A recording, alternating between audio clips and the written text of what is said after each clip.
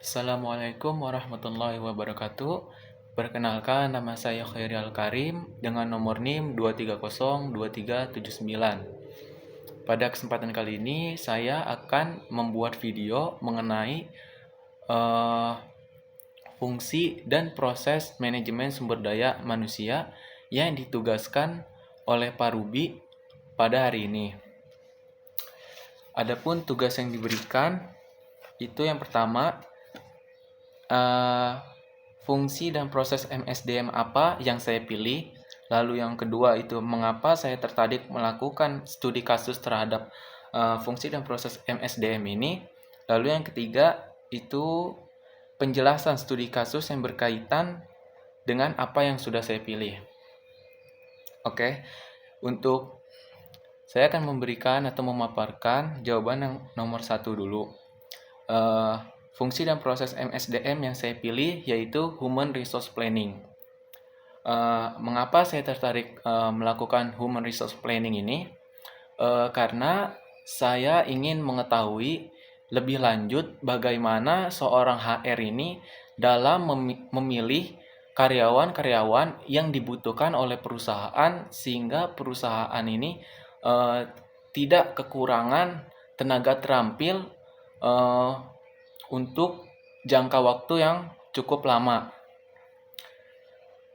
Lalu adapun penjelasan kasus yang berkaitan dengan HR atau Human Resource Planning ini yaitu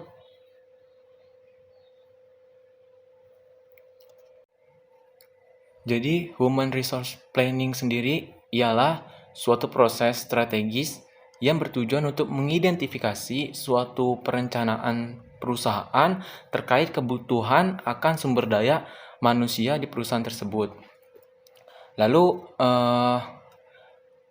adapun Human Resource Planning ini sangat penting dilakukan karena Human Resource Planning ini merupakan suatu proses berkelanjutan yang memungkinkan perusahaan untuk merencanakan sumber daya manusia di masa yang akan datang.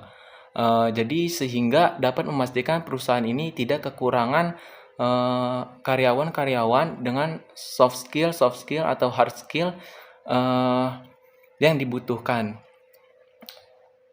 Dan juga HR planning ini dapat membantu perusahaan untuk merencanakan tenaga kerja serta memungkinkan perusahaan untuk melatih dan mengembangkan keterampilan dari karyawannya tersebut.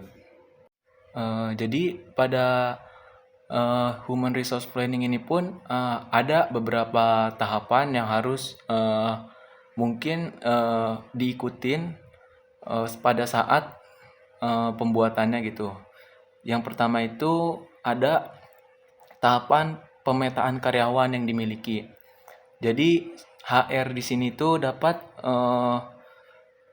mengetahui keterampilan apa saja yang sudah dikuasai oleh karyawan yang akan direkrut, juga kualifikasi karyawan tersebut apakah sesuai dengan apa yang diinginkan dengan perusahaan atau tidak, juga bisa memberitahukan posisi kerja yang sedang dibutuhkan di perusahaan tersebut, juga kompensasi yang didapatkan apabila seseorang itu bergabung ke dalam perusahaannya, serta dapat mengevaluasi kinerja dari HR-nya sendiri.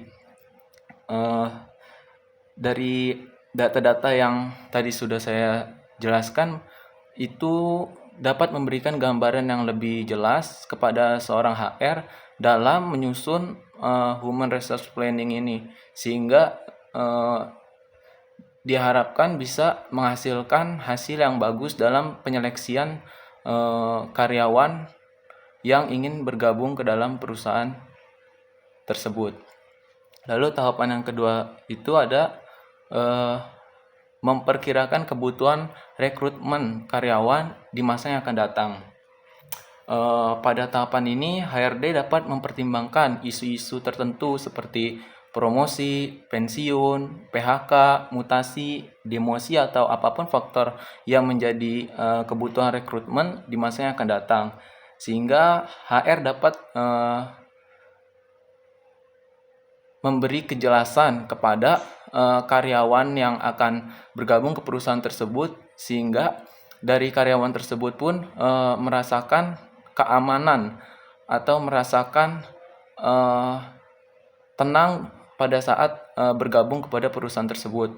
Adapun faktor eksternalnya yaitu yang dapat mempengaruhi rekrutmen itu mungkin adanya teknologi baru yang dapat menambah atau mengurangi kebutuhan tenaga kerja seperti IA kalau di bidang teknologi, atau mesin-mesin canggih yang tadinya dioperasikan yang harus atau pasti dioperasikan sama manusia bisa diganti dengan robot cerdas yang bisa di-coding, sehingga tidak perlu lagi menggunakan tenaga kerja yang banyak.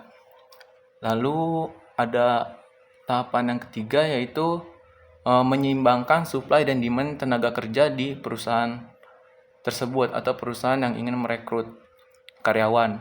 Pada langkah ini itu HR perlu membuat analisis kesenjangan yang dijabarkan secara jelas untuk mengetahui apakah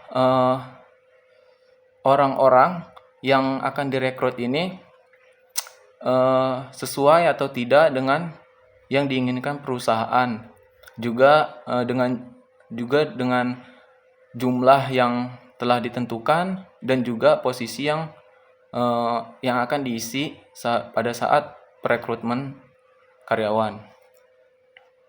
Mungkin segitu saja tahapan atau penjelasan mengenai materi Human Resource Planning dari saya. Kurang lebihnya mohon maaf. Wassalamualaikum warahmatullahi wabarakatuh.